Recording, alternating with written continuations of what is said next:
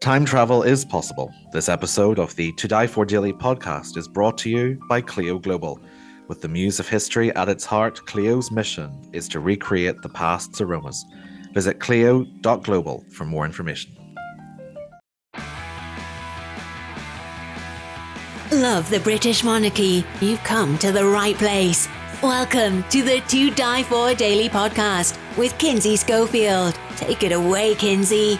Hi all, Kinsey Schofield here with the To Die For Daily podcast, and today's episode is another virtual happy hour celebrating Gareth Russell's new book, Do Let's Have Another Drink, about the Queen Mother, with special guest Shannon Felton-Spence, an American commentator. Now, Gareth big-timed us, had a BBC interview, so stumbles in a little late in the chat, but Shannon and I are here to give you the latest and greatest on everything related to The Crown Season 5 in his absence. Just heads up, there are apparently some spoilers. These are alleged scenes in The Crown, but I just want to give you a heads up if you are wanting to wait to watch The Crown with a fresh perspective. We do break down some of the expected storylines and scenes in the next few minutes. Thanks so much for tuning in, and I hope you enjoy.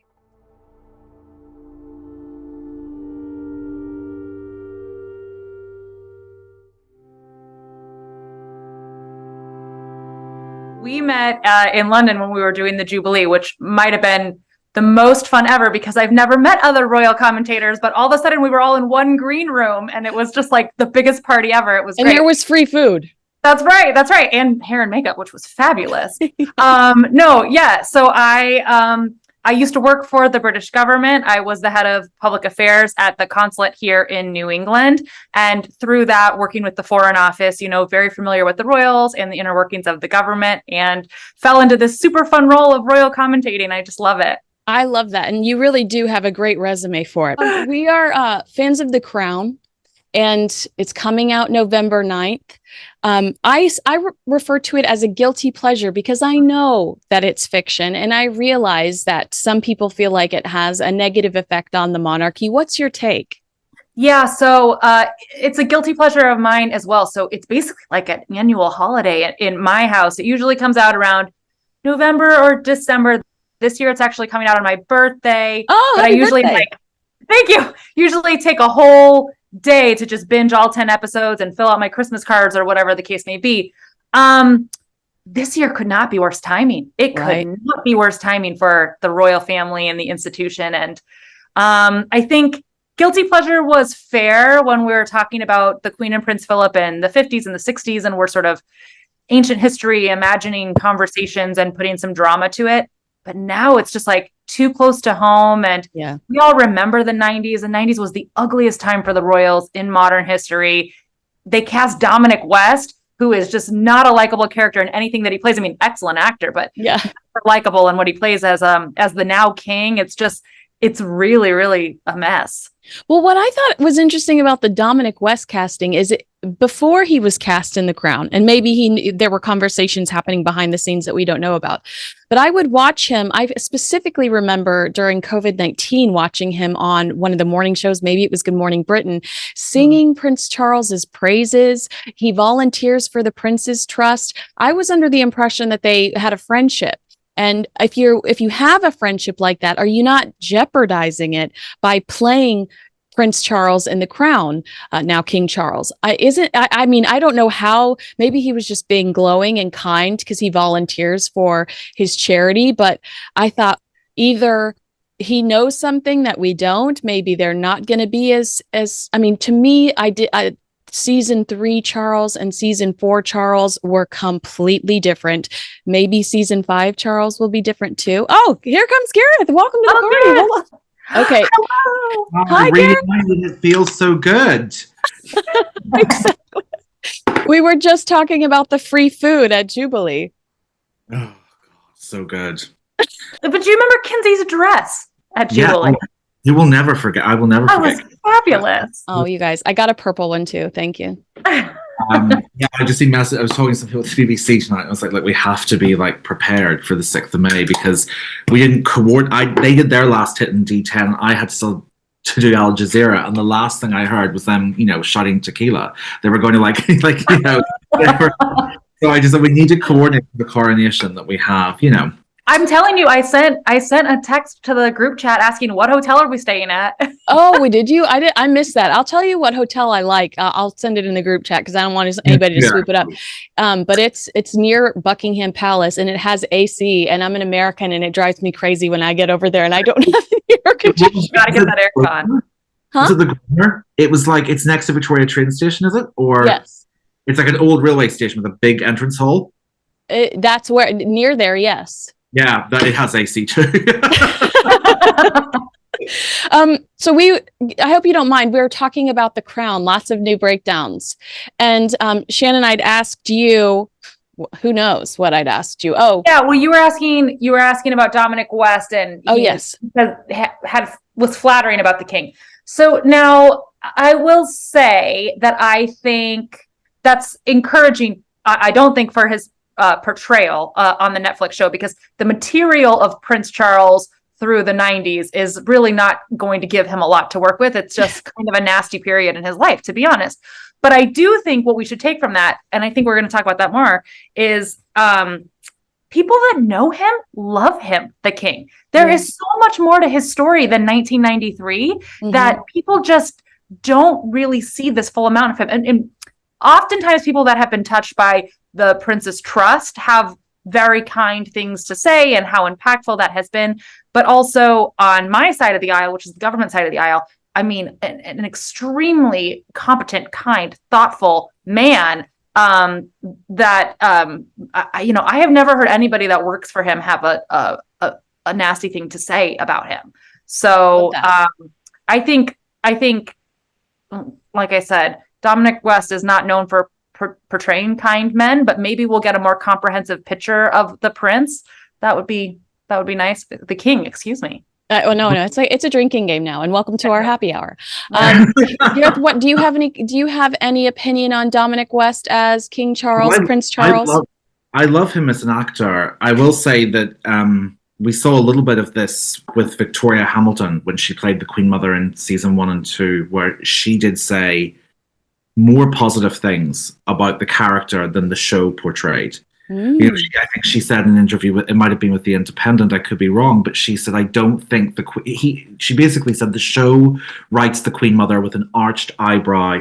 I don't get the impression the Queen Mother is Peter Morgan's favorite royal. So you have had actors before maybe put a little bit of distance between themselves and the role.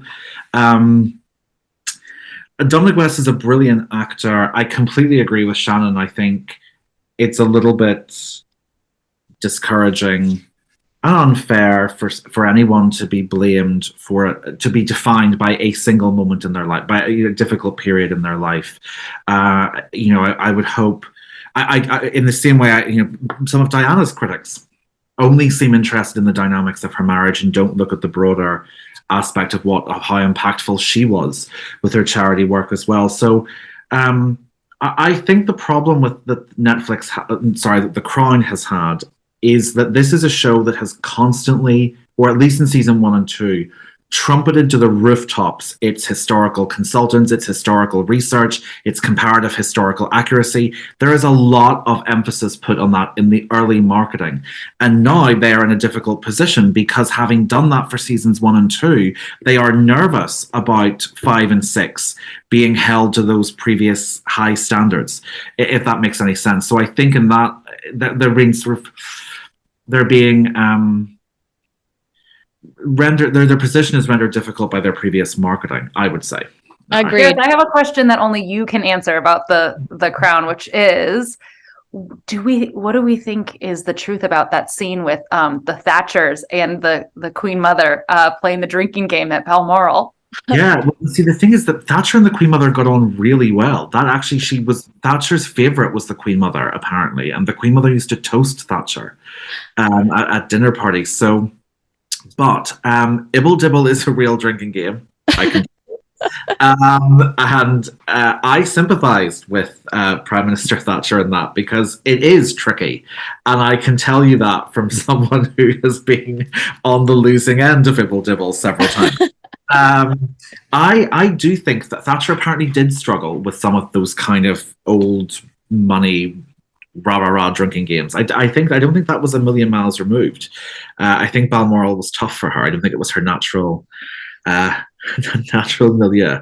So yeah, I think she found the drinking games and all that sort of stuff a bit tiresome and ridiculous. I don't know if that's, but I think certain members of the royal family were more welcoming to her, particularly the Queen Mother, than the show gave them credit for. Well, who could not be with all those ibble dibbles? Well, it's like you're bound to start chatting to someone after you've lost round 16 of ibble dibble. That's so funny. All right, so here are some of the spoilers. I hope you guys don't mind that are coming out right now about The Crown season 5, and I'd like to get your reaction. I was under the impression that they would feature the panorama interview because we saw in the first teaser 2 sit-down interviews. But according to sources, The Crown will not feature the actual interview. So I know a lot of Prince William fans will be relieved by that because that was upsetting to him. But it's going to show the behind-the-scenes deception with Martin Bashir and Earl Spencer. Now, I bet you Earl Spencer is not looking forward to being featured in the upcoming seasons. He's complained in the past about people showing up at his estate trying to debate him on history, and he's like, no, you're literally describing a scene from The Crown. That didn't actually happen. Are you happy that the deception is going to be seen? Are they almost lucky that they started to develop these seasons after or around the time that BBC did this investigation? And I'll start with Shannon. Yeah, I think so. I am happy that they're going to show the deception because, frankly, it's a story that needs to be told. And I'm not sure that it has resonated to American audiences or been told to American audiences, frankly. The UK is aware of it, but we should all know the true history and the true events surrounding, if they're determined to tell this story, we should know as much truth as possible around that. So yes, and I think in the way that I knew about the phone hacking from the News of the World, but didn't really understand the effect of it, the personal effect of it, until I read The Palace Papers by Tina Brown, and just how psychologically traumatizing that breach of privacy was. And so I think, I think it's great that they're not going to show the interview portion, but the deception of the BBC. Gareth? Yeah, and I think I do agree. I actually disagreed when I initially heard that. Oh, really? Yeah, I thought that's because I thought it was. I thought at that point it just seems to me to say, oh well, that's a bit much to show the interview, but they're going to dramatize the minutes leading up to your death. Seemed to me to be a little bit of a false dramatic economy. To put it that way, but actually, upon reflection, I think it maybe shows a intention or willingness towards good faith with this season. Is that, if that's the right turn of phrase, that maybe there is an understanding that things are getting closer and closer to people who are still alive. And as you say, the Prince of Wales and the Duke of Sussex have made it very clear that this is difficult for them, and look, it's part of the difficulty for the Crown, which is that Elizabeth II's reign was so long that seasons 1 and 2, you only need to look at them. They're costume dramas, they're period dramas. Beautiful, yes. And then as you move forward, the difficulty becomes that by the nature of how time works, this impacts more and more people, and the wounds are fresher. So I actually do think the decision not to dramatize the interview, but to dramatize what we now know, as Shannon says, this deception that Martin Bashir perpetrated in the countdown to it, I think that is important. And I think it's a positive step from the Crown, absolutely. I can only imagine how difficult it must be for Charles Spencer to have people come up to him and to try to tell him about his own family's history based on a drama that they've seen. And that is frustrating. And these dramas, particularly when they are as well written, well acted, and well produced as The Crown, they have an enormous cultural impact. And it would be obtuse to pretend that they don't. So I think taking the step back from showing the panorama interview, because after all, if you want to see it, you can see it. So I think it's the right decision from The Crown, and I think it's a positive step. Also, I was going to say, I was just thinking as Gareth was talking that actually it's funny because The Crown in its early seasons is actually one of the best things that happened to the royal family, and now could not be one of the worst things. I mean, it is just with the ascension of the new king and the decade that they're going to portray all lining up right at the same time. It's just such bad timing. But actually, the early seasons with Claire Foy and Matt Smith, as Gareth said, was a period drama. It really reinvigorated this interest in Queen Elizabeth II's legacy and her reign while she was still alive in the twilight years, and really brought some of that glamour and mystique back to worldwide audiences. And so at first it was actually a really good tool for them that they didn't have to touch. And it's just sort of what you remember, there was a bunch of funny stories. Do we think that the Queen watches the Crown? And I think that there was a story, Harry said that he had watched one on, sat on the couch and watched one with her, whatever. At first it was a really great thing for them. But as it's marched in time, and as we've marched in time, we've now arrived at this moment that it just could not be worse. Right. And they survived that stuff in real life. I know that we're worried about this, but the reality is they survived it in the 90s. They can survive it again, but it is ill-timed. I mean, when I was doing the research for this book and I met some of the Queen Mother's friends, the warning signs were already there. There was quite a lot of anger about the way she was presented in season 4. And there was a feeling that with the Queen Mother, they had played really fast and loose with the truth in season 4. And there were concerns that season 5 and 6, that this was sort of a declaration of where the story was prepared to go with other members of the royal family later. I think, absolutely, look, they weathered worse than this. And what I will say for The Crown is that it's very difficult to predict what it will do, because season 3, Prince Charles was the tragic hero of the piece, and it was an incredibly sympathetic portrayal of him. And in season 4, it completely flipped into which he was morose and aggressive, and so it could flip again, and we just don't know. But Gareth, I don't know that I agree with both you and actually Kinsey, who brought this up earlier about I don't know. Josh O'Connor. 80s Prince Charles.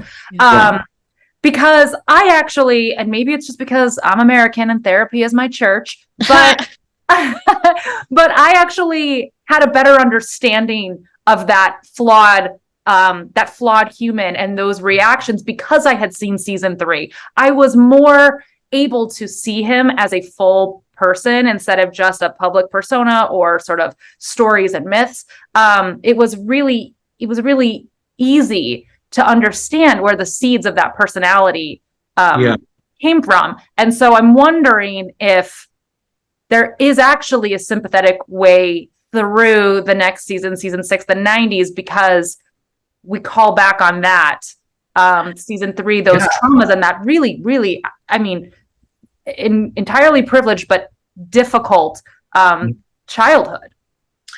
I hope, Kinsey, this is more your wheelhouse, but I a lot will depend on the way Diana is presented and written in this, because to be a little bit controversial, I did not think that I think a lot of people said that The Crown was a very sympathetic portrayal of Diana in season 4. I didn't find, I thought the portrayal of her was vulgar. I thought she was presented as extremely stupid and immature. Not as bad as Spencer. Yeah. Yeah. Oh God. Unwatchable. Yeah. Everybody just has her wrapped around a toilet for the entirety of everything. I will say, as someone who has had issues with that myself, I did not think that we needed to see another very graphic portrayal of bulimia. And I also felt, coming from Northern Ireland, and this is a show that has said it's supposed to be about both the royals and the politics, how much time was given to Diana and things like, the shoes that she was wearing in Australia compared to about 1/5 of the time for the Civil War in Northern Ireland was a little bit irritating. Right. to watch. And I think actually to me, this was the first time The Crown became a little bit soap opera-y. Soap opera, yeah. Yeah, it became so much about one person, which actually, to give credit to it before, because I actually think The Crown season 1 is one of the greatest pieces of television ever made. I really, truly do believe that. And they balanced so many stories so well and so many storylines with that. And season 4, I think, became a little bit more dominated by one storyline in particular. One thing I will say from having grown up in the UK, which is a testament to The Crown's power, and to go back to your point, Shannon, about how great it was. When I was growing up, Princess Margaret was pretty much the least popular member of the royal family. She was pretty widely and deeply disliked. Wow. And she was Princess Margaret was a punchline for useless royals. Oh, I've never heard her described I've never heard that that way. either. Princess Margaret was not a loved figure. Princess Margaret was seen as, and Tracy Ullman used to do these kind of excoriating skits of her, thinly veiled. It was Princess Margaret was almost always held up as all she ever did was go to Mystique and drink and smoke, and that Princess Margaret was the avatar of overprivileged, underworked. Margaret was not a popular figure. She was the symbol of monarchical extravagance and waste. That was how she was portrayed. The Crown has almost single-handedly reworked Margaret's reputation into someone more sympathetic and tragic. So that is a testament to the dramatic and cultural capabilities of the show. Well, let me ask you this. Yeah. Let me ask you this, because I asked Andrew Morton had written a story. Andrew Morton wrote a book, Sisters, about Margaret and the Queen. Andrew Morton says in his book that Margaret could have been with Peter Townsend, and she just opted not to. Where in The Crown, we see that she really was, her hand was forced.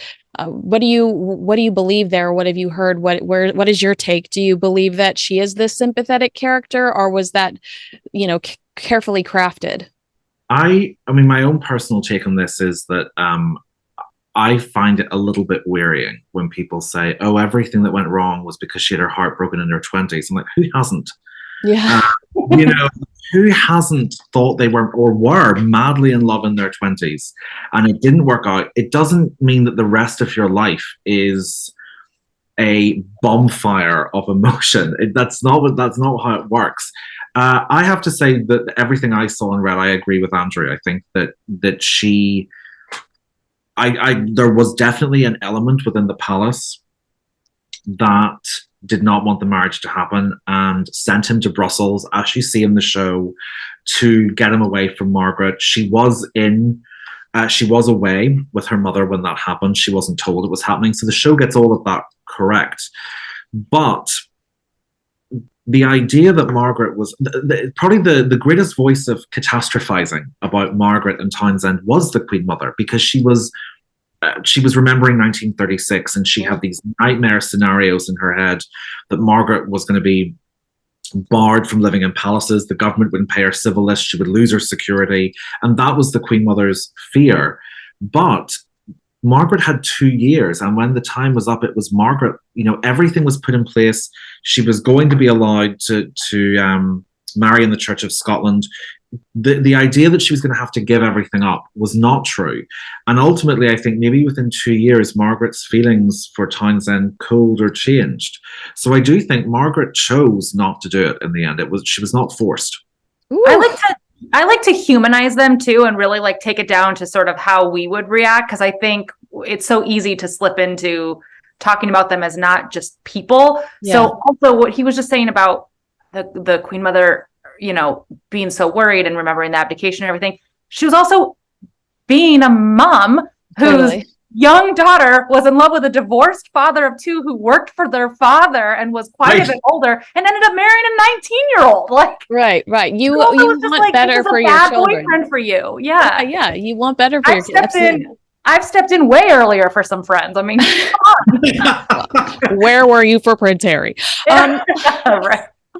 I've thought this a couple of times as both of you have been speaking. Did you see the posters and some of the photos that have come out today for The Crown season 5? I'm feeling cosplay vibes. And is that because we're so familiar with Princess Diana and Prince Charles in the 90s?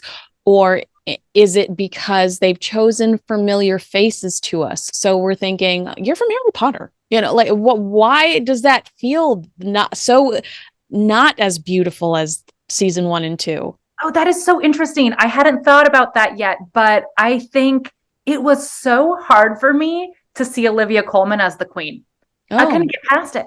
I could not see her as anything other than Olivia Colman. And what's so funny about it is that in her other roles, I don't see Olivia Colman. I see the role. Wow. In the same way that like Meryl Streep, you look past that it's Meryl Streep and you see the role. But as the queen, two of the most famous women in the world, I just could not unsee that it was Olivia Colman playing the queen. And so I hadn't thought about that. It might be the familiar faces, but also to Gareth's earlier point, the 90s isn't period to us yet. Yeah.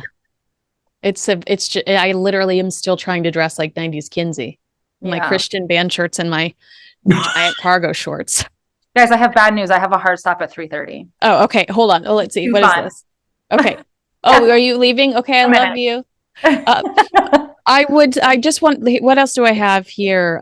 Any response to Charles there's a scene where Charles approaches Sir John Major, wants to replace the Queen, early 90s. This is causing a lot of controversy with John Major saying that the crown is a barrel load of nonsense. And what else did he say? Damaging and malicious fiction. I mean, you go, Shannon, since you have to leave. That's one for Gareth, because I had never heard that. And I would have a hard time believing it, just given the reverence for the order of things, of the whole family and the institution. But Gareth might know the history a little bit better. I think we've had, it's not just Sir John Major, it's also the Queen Mother's official biographer, William Shawcross, has come out and said that it's hurtful and it's unnecessary, and many of the dramatic decisions taken he does not agree with and were unnecessarily cruel. Peter Morgan wrote The Queen, the 2006 movie, and in that, Prince Charles is shown to be a little bit of a game player at his mother's expense. And I think part of the problem that The Crown has, which has sort of flipped the roles a bit, is that billions upon billions of people have watched King Charles mourn his mother on camera. So actually, some of these scenes will now have the fourth wall sort of blown in a bit by what's happened in September with the Queen's funeral. And I think a lot of viewers will instinctively not believe scenes like that, having seen the King's grief. So in many ways, the Crown is going to have a difficult time with the context of everything that's happened this autumn and winter. But I think from what we can tell, they are very aware of that. I think they're aware that this is going to be a trickier season for them. Yeah, it's super tricky. And the King's redemption story from 1993 to now, Ascension of King, is really a turnaround story for the ages. I mean, this is like a complete glow up. He has had 25 years to rehab his public reputation, and he's done it remarkably. I mean, like we said earlier, the Prince's Trust has done so much good work. I believe that his marriage to the Queen Consort Camilla has really shown stability, personal warmth. I mean, they are lovely together. They speak so lovingly about each other. She is well loved in the palace by the palace staff, everybody that works from that. And I'm talking, I've had an opportunity to work with both of them, and we're talking from royal security to the royal rota to staff.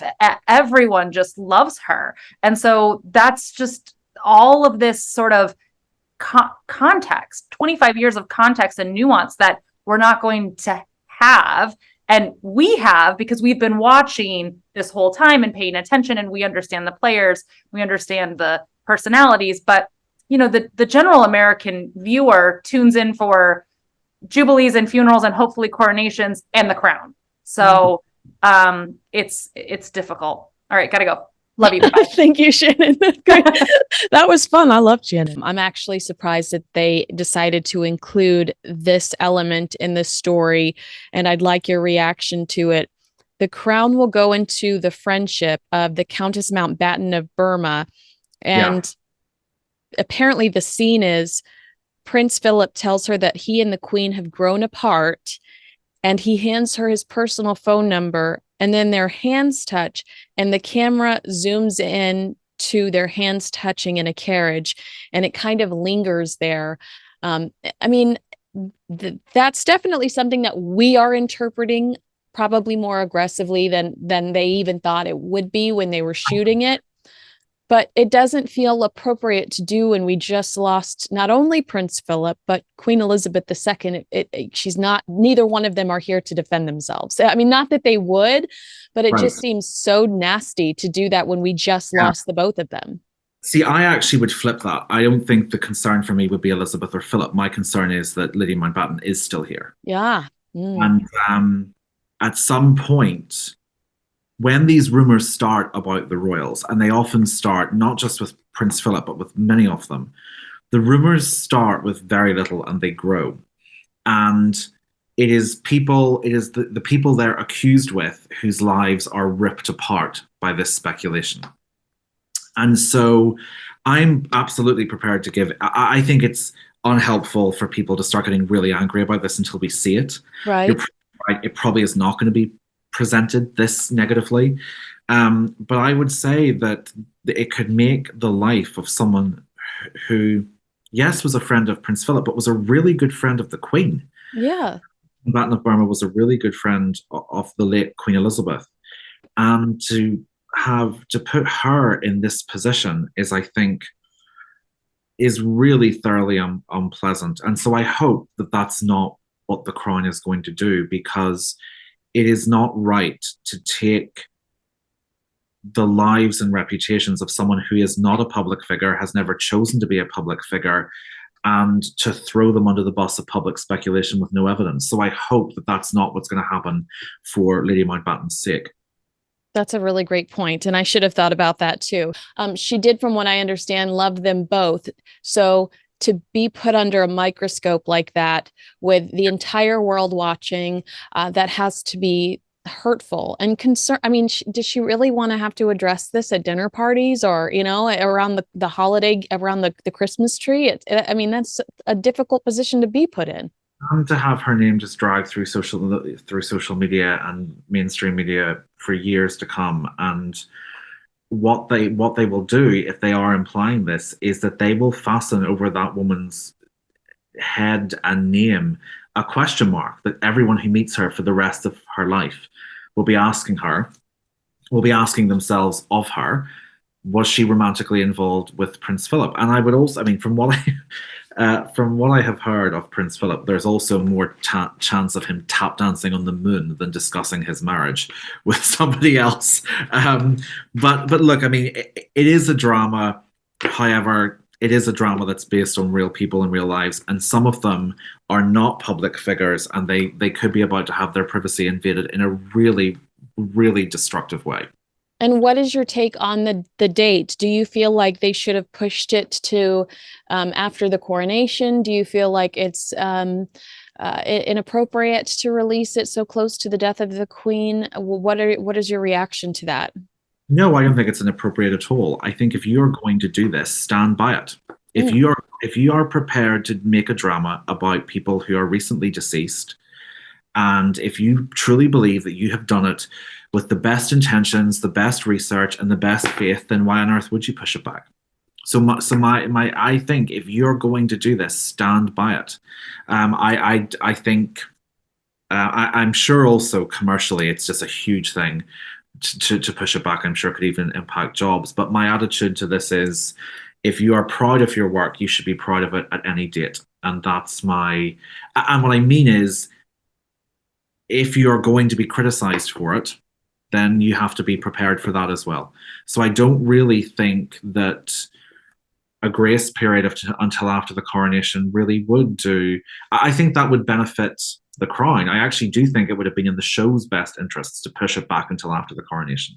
But because I think the criticism they're going to get is going to be a lot more precise, and I think it's going to be a lot more targeted and sustained because of when it's coming out. But I think that comes with the territory of writing about living or recently deceased people. So no, I think go ahead, do it, and stand by your work, and also be prepared for people to say that that not just your timing was inappropriate, that the decisions that were taken are potentially inappropriate. So for me, the timing is tertiary to what. My concern would be that this is something that could be potentially very damaging to someone like Countess Mountbatten, and also deeply distressing to Prince William and Prince Harry. So true. What can you tell me about the Queen Mother in the 90s? Did anything happen that stands out to you that we might see in The Crown season 5 around her, storylines around the Queen Mother? We did not necessarily see that she loved Diana in season 4. And that's, from what I understand, she's kind of one of the people that instigated and encouraged Prince Charles along with Diana. So we wouldn't see that her switch sides. No. But what are you thinking? Yeah, that's so interesting, actually, because that's a missed opportunity, really, isn't it? Because actually the Queen Mother and Diana got on really well until about 1990. And Diana initially was convinced that her grandmother, Lady Fermoy, had turned the Queen Mother against her. She was convinced, she said, my grandmother has done another hateful job on me. She was convinced that Lady Fermoy had turned the Queen Mother against her. And in fact, actually, one of her favourite pieces, and one of her most famous pieces, that magnificent sapphire she wore when she danced with John Travolta? Yes. That was the Queen Mother's engagement gift to her. Oh, wow.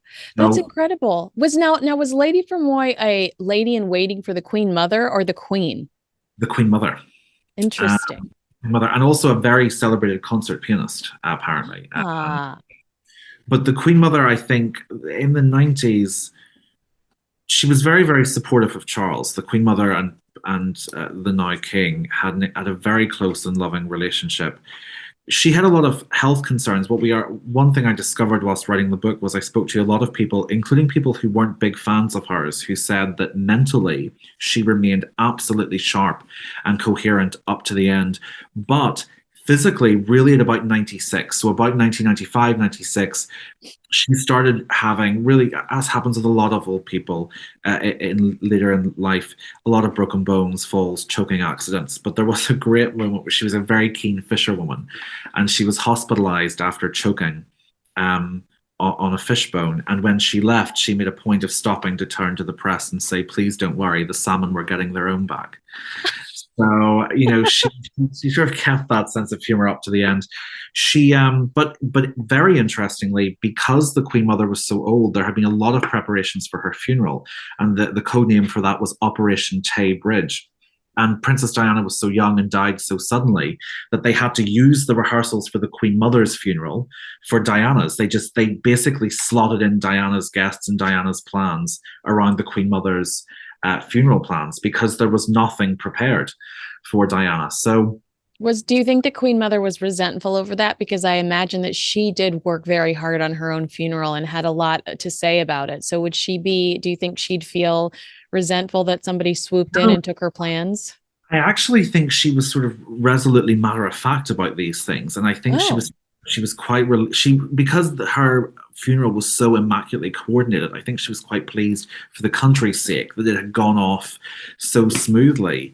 But there were other things. I mean, Princess Margaret in particular was extremely hostile to Diana by this point. And one of the things I discovered while writing the book was that Princess Margaret made some really harsh comments. She said, when Diana died, the whole country became as hysterical and unhinged as she was.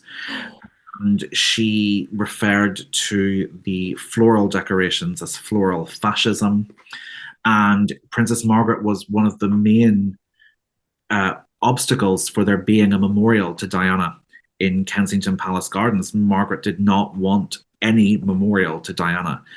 And so it was really, Margaret was a lot more hostile to her than the Queen Mother was. And in fact, one of the people that I interviewed for this book, who in fact was the Queen Mother's last official meeting.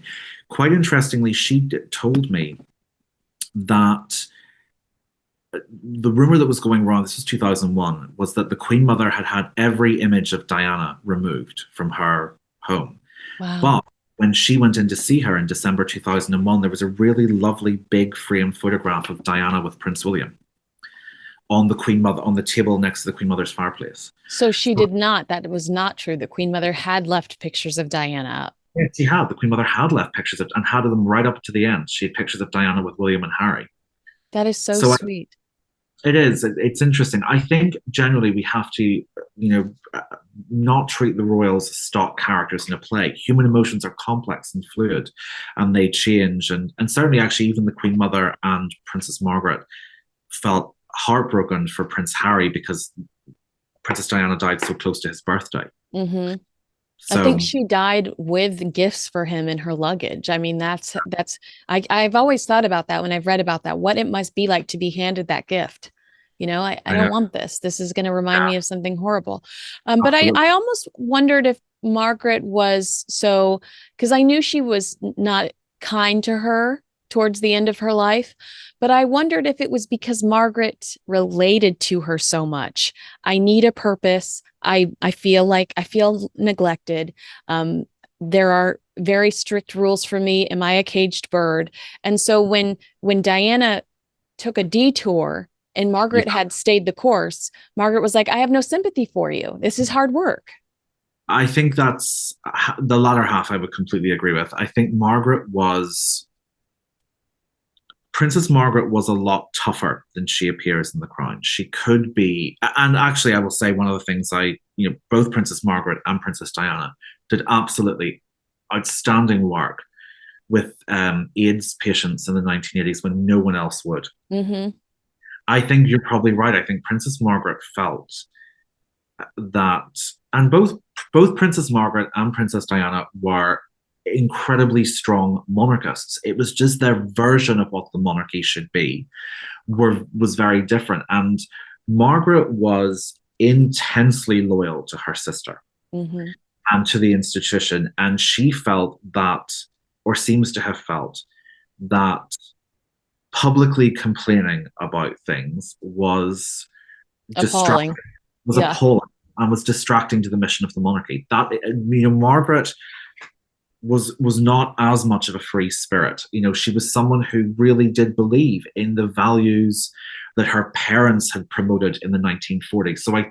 So she was very, and also, sorry, I should say, Princess Margaret, Aunt Margot, as Charles called her. Princess Margaret, was a woman of really strong, intense loyalties, and her loyalty was to her nephew Charles. Mm-hmm. Yeah, because I've read that she did sympathize with Diana through the affair. However, it was when Diana sat down with Panorama and questioned Charles's ability to lead. That's when Margaret was like, "I'm done with you." Yeah, and Margaret was, I think, really a kind of Rubicon moment kind of person, which was like the minute you crossed the point of no return, that was it with Margaret. I think, someone with such strong loyalty to her family. And and which again, as we've talked about, the impact of that Panorama interview, now that we know how it was conducted and the way in which Diana was lied to by people that she trusted, it makes it even more tragic that for many people, and bear in mind, Margaret and Diana lived in Kensington Palace together. Mm-hmm. From the day and moment the Panorama interview went out, that was it. Margaret actually stopped referring to her for a long time, even by her name. She just referred to her as the girl my nephew married. Oh, wow. I remember too reading that Princess Margaret had this great, I don't know if it was a driveway or there was a space around Princess Margaret's entrance that you could go unseen where nobody would see you. And so that's kind of the pathway Princess Diana would take her lovers. And Margaret was always watching. So while Diana thought she was being super sneaky and getting people through the door and nobody was going to know about whoever it was, Princess Margaret was like peering through the window, like, I can see you. And that, what, actually I have to say, I think that will be an interesting dynamic if The Crown explores that. I think that's so intriguing. I had my one of my girlfriends, Amelia, is a fan of yours, and she reached out to me and wanted to know about the Queen Mother's interests male interests before she got married? Who did she date? Who did she have crushes on? And was there anybody else seriously in the running, or was she instantly smitten? I talk about this in the book a lot because really it's difficult for us almost to process just how the debutante season worked in the Yeah. 90s. And it was, you didn't go on dates. This is what was so interesting was she was not allowed to go to a restaurant unless there was a chaperone. This is how the girls of the aristocracy were brought up during that debutante season. And there's some fantastic quotes in the debutantes where they used to say people propose to each other all the time, and it was quite rude when you said no if someone didn't at least politely promise never to be happy again. It was almost like you collected proposals. She certainly had a lot of people who were interested in her. We know that quite a few of them though seem to have turned out to be gay, but no, I think. I think probably the most serious was a dashing war hero called Captain James Stewart, who was another Scottish aristocrat. He very much for the rest of his life claimed that they were meant to be together and they were besotted with each other. I did find out he cheated on her though. Oh. Yeah, with one of her friends. Oh. And Elizabeth was not pleased. I bet. So but initially she really liked her future husband. But it took a while for her to fall in love. And there seems to have been a moment where it happened, that they were at Claridge's, this hotel in London, dancing, and someone looked over and said, "Oh, for the first time, actually, she seems to be as in love with him as he is with her." So I just wanted to ask, because when we spoke last time about how the Queen Mother's father was a monarchist, but really not interested in the royal family. So is it true that the Queen Mother had a crush on her husband's brother initially, or was there any interest there, or is that just a nasty rumor? I have to say, I do discuss it in the book, and I don't have much patience with it after having done the research. First of all, it was the brother-in-law who started this theory years later. She was actually with me. Yeah. I'm not saying he's the Christian Cole of the time, but he's not a million miles removed from it. He's sort of he really loathed her by this stage. And he was saying, well, actually the reason why she never liked Wallace is because she was really in love with me. I find that she got on really well with his girlfriends before Wallace, particularly with one called Frida Dudley Ward. They got on very well. What I discovered was that they really did not spend enough time together before she said yes to his brother for her to have been in love with him. They sort of bumped into each other at one or two parties. Well, that's what I was thinking. If she didn't grow up in a household where the family was obsessed with the royal family, how do you really have an opinion of him whatsoever to have a crush on him?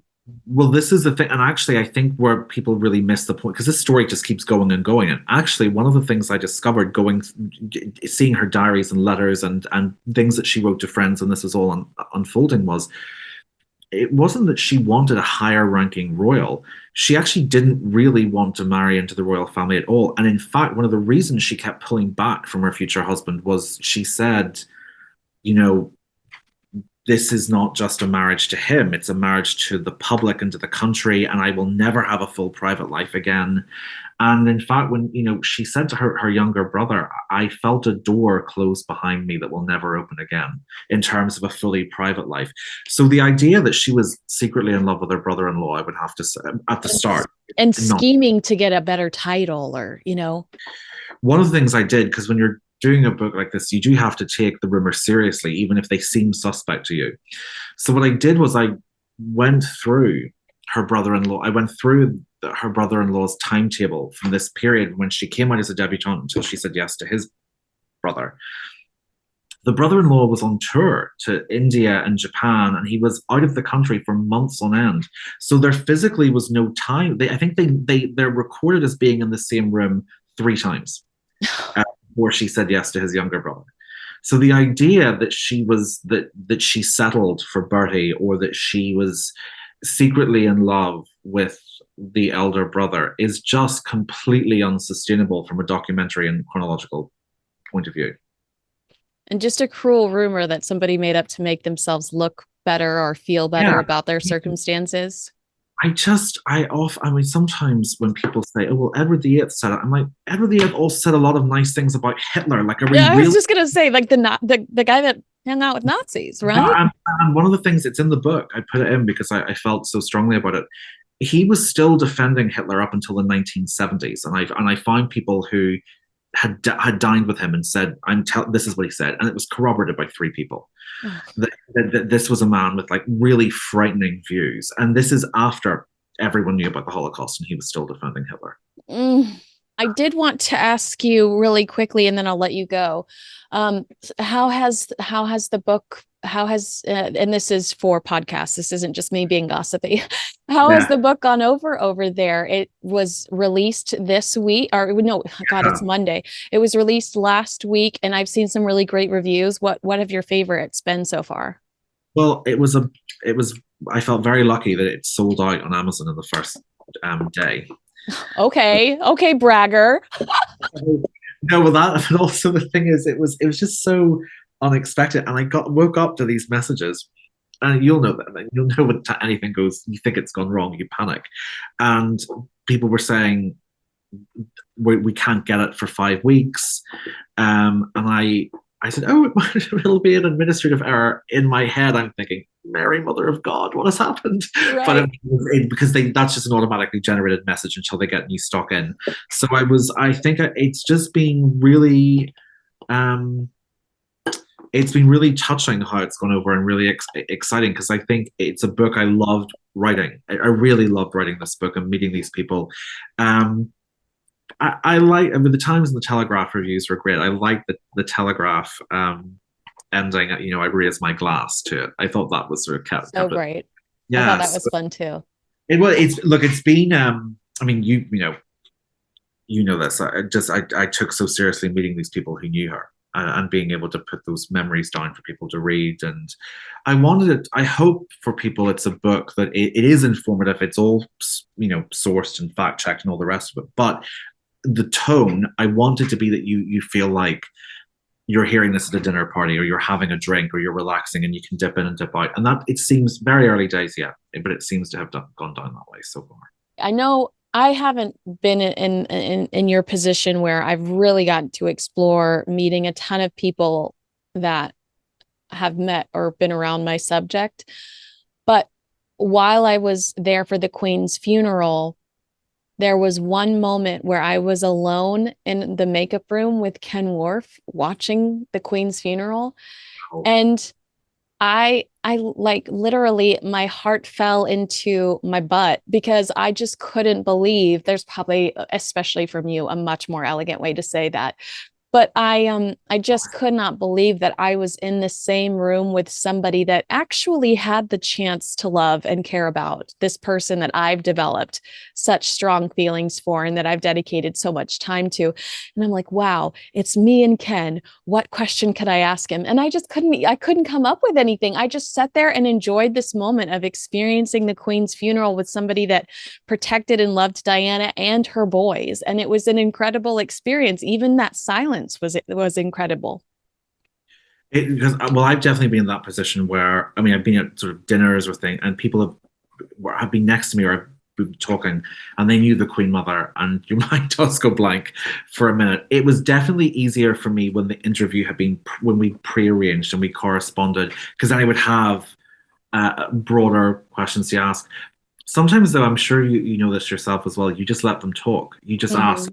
Sometimes memories are so precious, and I think, whether it was a complimentary memory or a critical memory, it was an honor that someone would share that with me, because that's their life. That's their interaction with history.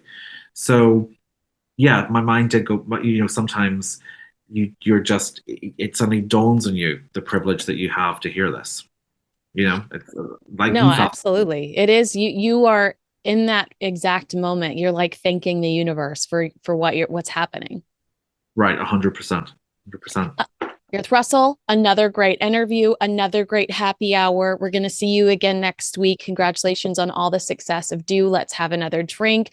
Americans can't wait to get their hands on it. How can people keep up with you? So they can follow me on Instagram at _ Gareth Russell, or they can go on to my Facebook page, which is Gareth Russell Historian. I love it. Thank you so much, friend. I'll talk to you again next week. Thank you for listening to the To Die For Daily Podcast with Kinsey Schofield. Please subscribe to hear more from your favorite royal commentators. Cheers.